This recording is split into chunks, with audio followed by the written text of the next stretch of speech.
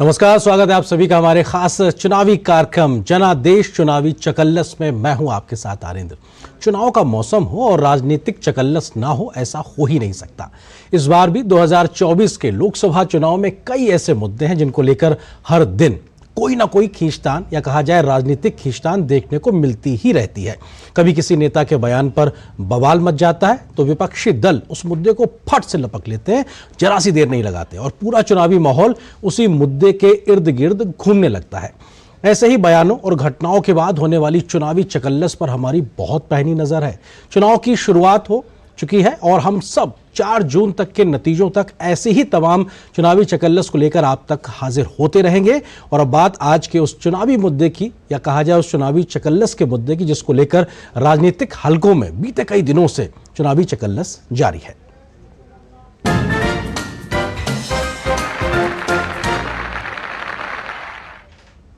तो आज के इस खास कार्यक्रम में हम बात करते हैं सियासी परिवारों में चाचा भतीजे की उन राजनीतिक लड़ाई की जिन्होंने कई राज्यों की सियासत को खासा प्रभावित किया है। और लंबे समय से चली आ रही ये सियासी लड़ाई इन दिनों 2024 के लोकसभा चुनाव में एक बार फिर से सुर्खियां बटोर रही है। तो आइए आपको दिखाते हैं देश के कुछ ऐसे ही बड़ी चाचा भतीजों की राजनीतिक लड़ाई की चकल्लस। और सबसे पहले बात बिहार से करते हैं। बिहार में चाचा भतीजे की सियासी लड़ाई इन दिनों फिर से चर्चा में आ गई है या कहा जाए सुर्खियां बटोर रही है। रामविलास पासवान के कुनवे में सियासी घमासान की कहानी जून 2021 में तेजी से शुरू हुई थी जब रामविलास पासवान की मृत्यु के बाद लोक जनशक्ति पार्टी में दो फाड़ हो गए थे। रामविलास पासवान के छोटे भाई पशुपति पारस ने बगावत करके भतीजे चिराग पासवान को पार्टी से बाहर का रास्ता दिखा दिया था और पार्टी पर एक तरीके से कब्जा ही कर लिया था। पार्टी पर कब्जे की लड़ाई और रामविलास पासवान की राजनीतिक विरासत पर दावों के बीच या कहा जाए दोनों तरफ से दावों के बीच उस वक्त चाचा भारी पड़े थे और भतीजे को एक लंबी लड़ाई के लिए जमीन पर उतरने के लिए मजबूर होना पड़ा। लेकिन 2024 के चुनाव से पहले भतीजे चिराग पासवान अपने चाचा पशुपति पारस पर भारी पड़े हैं और बिहार में अपनी पार्टी के लिए उन्होंने एनडीए के खेमे की 5 लोकसभा सीटें हासिल कर ली हैं और चाचा फिलहाल खाली हाथ नजर आ रहे हैं। बिहार के इस चाचा भतीजे की लड़ाई में चाचा ने अभी कोई सार्वजनिक बयान भतीजे के खिलाफ नहीं दिया है, तो भतीजे ने भी चाचा से परिवार और पार्टी के लिए एक बड़ा दिल दिखाने की अपील जरूर की है।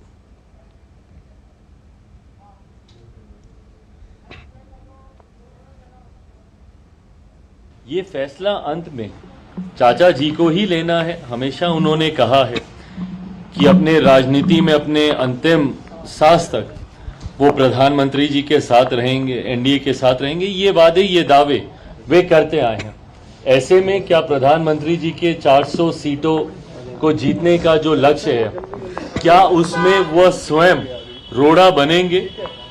ये फैसला उन्हीं को ही करना है। पर हर चुनौती के लिए मैं तैयार हूं, इसमें मुझे कहीं कोई कठिनाई नहीं। मैंने बार बार कहा है कि मेरे लिए अब ये सिर्फ राजनीतिक विषय नहीं है, मेरे लिए ये पारिवारिक विषय भी है। ये फैसले ऐसे फैसले हैं जो राजनीतिक दृष्टि से पार्टी को ही नहीं लेने हैं, बल्कि पारिवारिक दृष्टि से परिवार के सदस्यों को भी लेने हैं। ये वो फैसले हैं जिसमें तकलीफ मेरी माँ, मेरी बहनों, मेरे भाइयों को, मेरे जीजा जी को, मेरी फुआ फूफा जी को, परिवार के हर एक सदस्य को इससे तकलीफ हुई है। तो चिराग पासवान कह रहे हैं कि वो हर चुनौती के लिए तैयार हैं। इस हर में उनके चाचा की चुनौती भी शामिल है अगर वो उनके खिलाफ ताल ठोकते हैं। हालांकि अभी सार्वजनिक तौर पर यह बात अभी सामने नहीं आई और अभी सबको इंतजार है कि चाचा पशुपति पारस के अगले कदम का कि आखिर वो कौन सा रास्ता चुनते हैं। क्या वो परिवार पार्टी के साथ आगे बढ़ेंगे या फिर कुछ एकला चलो की नीति पर आगे बढ़ेंगे। लेकिन 40 सीटों वाले बिहार में चाचा भतीजे की इस लड़ाई पर सबकी नजर है क्योंकि ये अपने आप में बेहद महत्वपूर्ण है और चिराग पासवान और पशुपति पारस की इस लड़ाई को लेकर बिहार की जनता की भी अपनी राय है। वो अलग अलग तरीके से सोच रहे हैं क्योंकि चाचा भतीजे की लड़ाई पे सबकी निगाह है। क्या कुछ जनता देख रही है, समझ रही है, आइए आपको वो भी सुनवाते हैं। चिराग पासवान बेहतर कर रहे हैं बिहार के बारे में उचित सोच रहे हैं, बिहार के युवाओं के बारे में सोच रहे हैं, जगह जगह कैंपेन लगा रहे हैं। जब रामविलास डेट किए हैं तभी पशुपति पारस का चेहरा आया है, इससे पहले कोई नहीं जान रहा था और नहीं अभी तक कोई जान रहा है। युवा पीढ़ी को ही खोजेगा, जैसे हमारे चिराग जी हो गए, जैसे उनके पिताजी ने हाजीपुर संसदीय क्षेत्र में रह करके बहुत सारे सुख सुविधा दिए हैं जनता को, लोग को, और वही फिर से चिराग वहाँ आने का काम करके बहुत सारे सुख सुविधा जनता को प्रदान करेगी। चिराग पासवान के पास बेटर स्टैंड होगा, क्योंकि अभी पॉलिटिक्स में लोग यूथ को बहुत चाहता है। इन लोग का भी उम्र हो गया है, तो मेरे लिए चिराग पासवान। पटना से हमारे सहयोगी सलमान हैदर इस वक्त हमारे साथ जुड़ गए इसी खबर पे आगे बातचीत के लिए। सलमान, अगर बात की जाए तो पासवान के खेमे में, जहां पे दोनों खेमे अपनी अपनी बातें रख रहे हैं, तो उनके जो नेता हैं या कार्यकर्ता हैं उनके बीच बड़ा असमंजस होगा। किस तरीके से चाचा भतीजे की इस लड़ाई में नेता अगले पंक्ति के और कार्यकर्ता कहां खड़े दिखाई पड़ रहे हैं? देखिए, जाहिर है कि जो चिराग पासवान के साथ जो लोग हैं उनमें ज्यादा संख्या युवाओं की है, और नेचुरली जो चाचा हैं वो आजकल बहुत उदास चल रहे हैं, और एनडीए में 5 सीट मिलना एक बड़ी बात है। पहली बाजी तो उन्होंने अपने पाले में कर ली थी जब स्वर्गीय रामविलास जी की मृत्यु हुई थी अक्टूबर 2020 में। तो उस समय बड़े असमंजस की स्थिति थी, और चाचा ने भतीजे को घर में घुसने तक नहीं दिया था। जो उनकी चाची हैं, जो पत्नी है पशुपति पारस जी की, उन्होंने, जैसा कि इनका खुद का बयान है चिराग का, कि घुसने नहीं दिया था। अभी जो लगता है जैसे अभी पैर के नीचे से चाचा के जमीन या कहिए कि दरी खींच ली है पशुपतिनाथ पारस के नीचे से चिराग पासवान ने, और अब ये लग रहा है कि जैसे अब उनको जाएं तो जाएं कहां वाली स्थिति अभी पशुपति के साथ लग रही है। और अभी उनकी बातचीत, वो और संभावनाएं तलाश रहे हैं दूसरे दलों में, इंडी गठबंधन में संभावनाएं तलाश रहे हैं। तो बड़े असमंजस की स्थिति में है फिलहाल।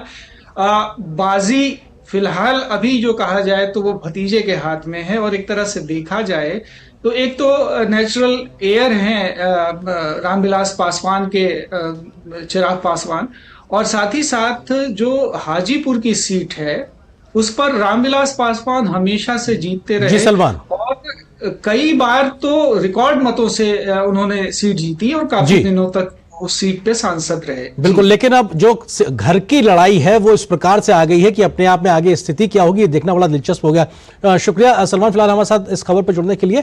एक छोटे से ब्रेक के लिए हम रुक रहे हैं, बहुत जल्द हाजिर होते हैं, बहुत जल्द हम अन्य खबर के साथ भी आपके साथ जुड़ेंगे। साल, बरस और सदी नहीं, एक युग गुजर जाएगा। उम्र न पूछो वंडर की, जब फर्क नजर आएगा। वंडर सीमेंट, फर्क नजर आएगा। कम समय में ज्यादा मुनाफा, बस एक क्लिक में। कमाल है। अनजान लिंक्स पर क्लिक मत कीजिए। आरबीआई कहता है जानकार बनिए, सतर्क रहिए। बोला आप कौन? अरे वो सब छोड़ो, बहुत बढ़िया इन्वेस्टमेंट स्कीम आई है। आज 2000 डालोगे, कल 4 मिलेगा, परसों 8, फिर 16, 32, फिर 64। लिंक भेज दिया, जल्दी क्लिक करो।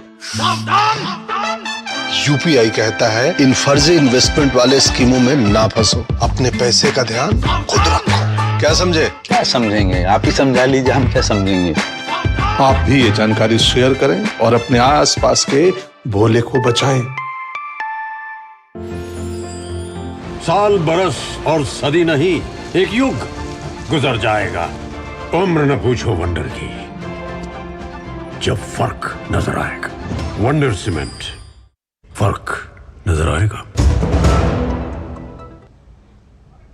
और ब्रेक के बाद आप सभी का एक बार फिर से स्वागत है। इस वक्त की एक बड़ी खबर दिल्ली से है, और दिल्ली में इस वक्त की बड़ी खबर यह कि मुख्यमंत्री अरविंद केजरीवाल के घर पर ईडी की टीम पहुंची हुई है। दिल्ली शराब घोटाले के मामले में पूछताछ के लिए ईडी की टीम पहुंची। अब से कुछ देर पहले यह खबर आई, तस्वीरें सामने हैं आपके टेलीविजन स्क्रीन पे, और निश्चित तौर से 9 समन एक तरीके से उसको उन्होंने स्वीकार नहीं किया। ईडी के शराब घोटाले को लेकर पूछताछ के लिए हाजिर नहीं हुआ, लेकिन दिल्ली हाई कोर्ट से सारे कोशिशें की कि गिरफ्तारी से रोक की गारंटी मिले, तमाम बातें की गई अरविंद केजरीवाल की तरफ से, लेकिन आज दिल्ली हाई कोर्ट ने उन सब बातों को खारिज कर दिया। उसके बाद एक बार फिर से ईडी की टीम दिल्ली के मुख्यमंत्री के घर पे पहुंची हुई है। अनुजा कपूर जी, बीजेपी के प्रवक्ता, इस वक्त हमारे साथ में मौजूद है। अनुजा जी, स्वागत है आपका हमारे साथ जुड़ने के लिए, क्योंकि ये बड़ी खबर है। और आज जब हाई कोर्ट से किसी प्रकार की राहत की गुंजाइश खत्म होने के बाद अब ईडी केजरीवाल के घर पे पहुंची है, तो इस वक्त अपने आप में कई प्रकार की शंकाएं भी पनपती दिखाई पड़ रही हैं कि आगे क्या सर्च और उसके बाद किस प्रकार का कदम ईडी उठा सकती है।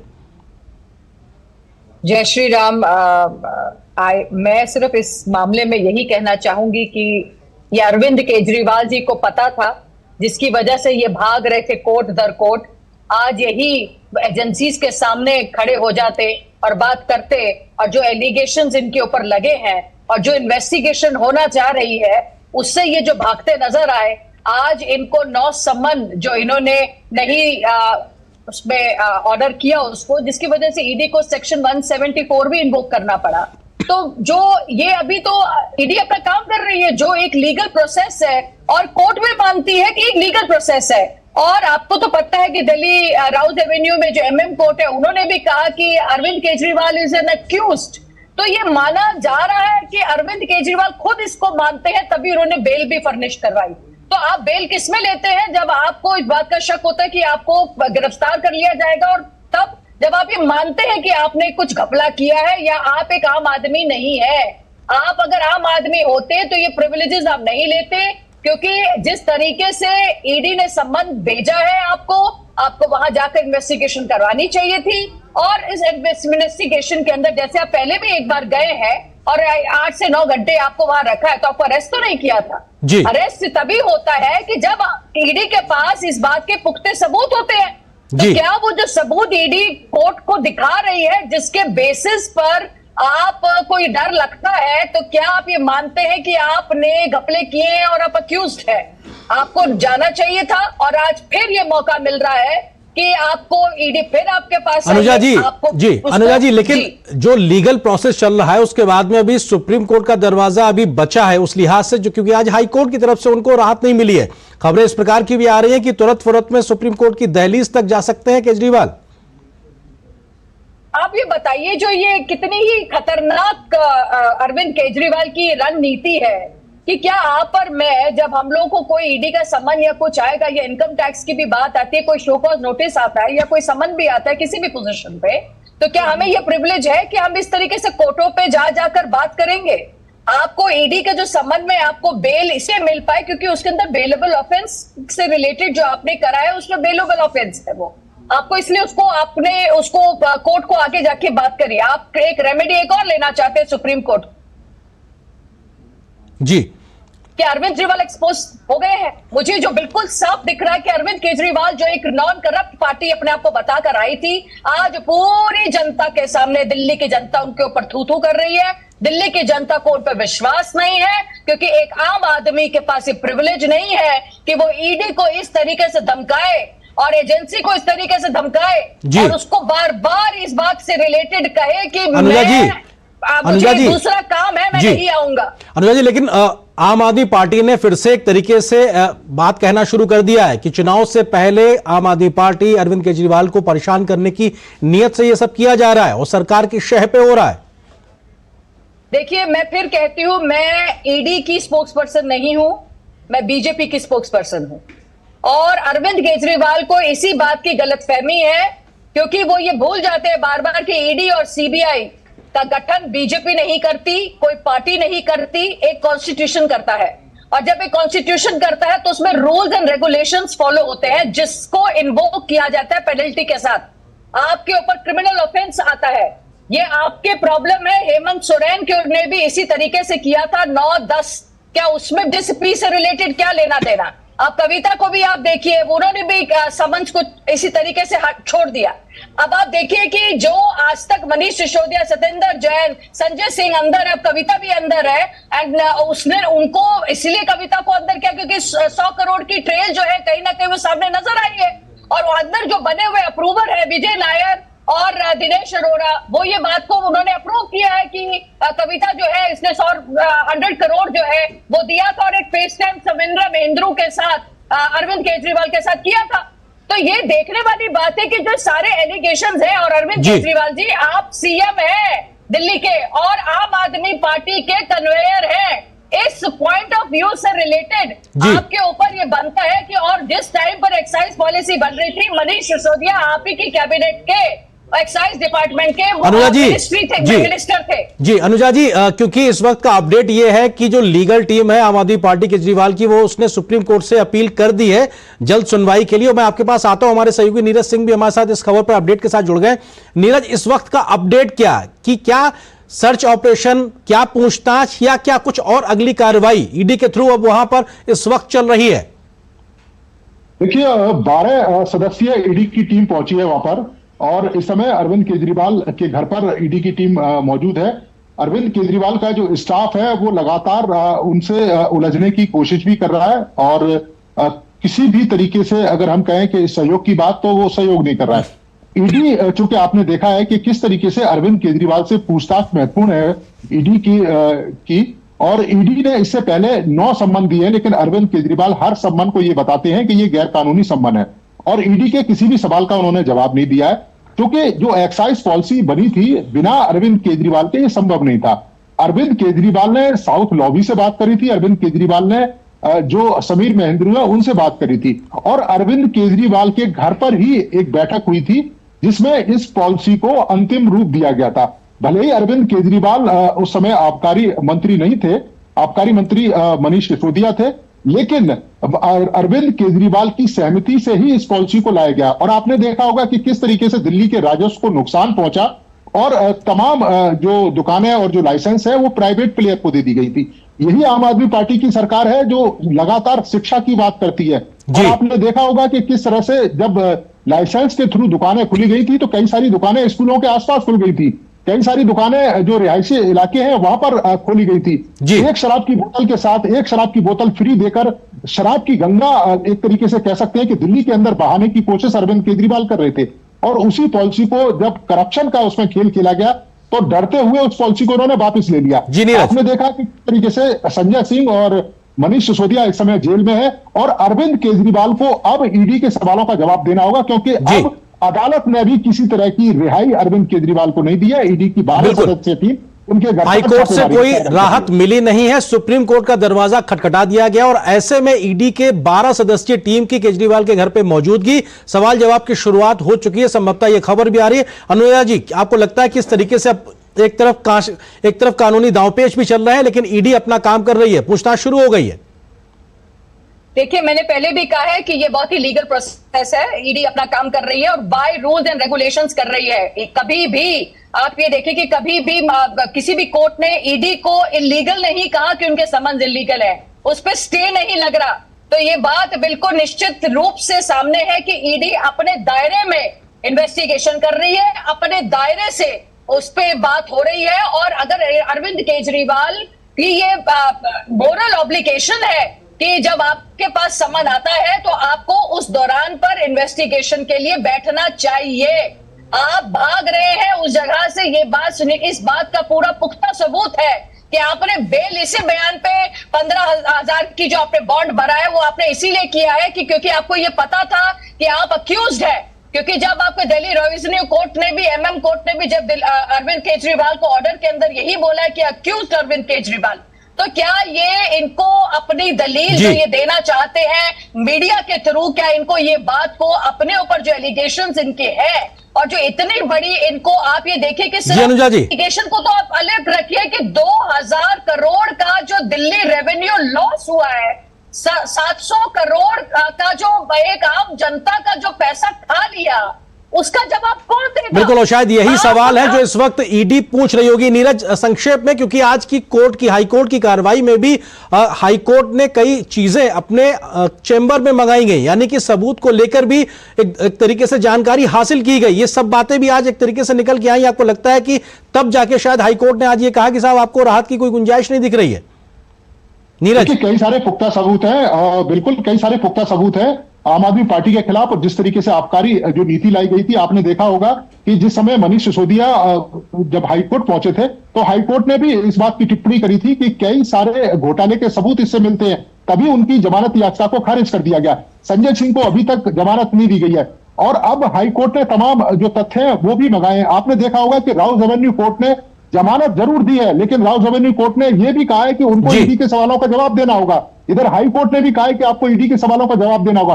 तो बड़ा घोटाला है, बड़ा घपला है। और अरविंद केजरीवाल उस घपले के कह सकते हैं कि मुख्य साजिश करता है, इसीलिए ईडी उनसे पूछताछ करना चाहती है। उनकी पूछताछ काफी महत्वपूर्ण है और बिल्कुल ये जरूरी भी है कि पूछताछ हो और सच एक तरीके से सामने आए, ये कहीं ना कहीं बिल्कुल रवैया अपना रहे हैं। बिल्कुल, और ये दोनों पक्षों के लिहाज से सही है, चाहे वो उसको सच और झूठ कहने वाले पक्ष हो, लेकिन सच्चाई तब आएगी जब उसकी जांच होगी, उसके बाद में सारी चीजें पाक साफ होंगी कोर्ट के सामने। बहुत शुक्रिया अनुजा जी हमारे साथ जुड़ने के लिए, नीरज बहुत शुक्रिया आपका भी। लेकिन ये बड़ी खबर है, हम आगे भी इस खबर के अपडेट्स आप तक लेकर आते रहेंगे। लेकिन फिलहाल हमारे इस खास कार्यक्रम में जिसमें हम चुनाव को लेकर लगातार चर्चा कर रहे हैं, तो उस खास कार्यक्रम में बस इतना ही। लेकिन डीडी न्यूज पे खबरों का सफर लगातार जारी है। नमस्कार।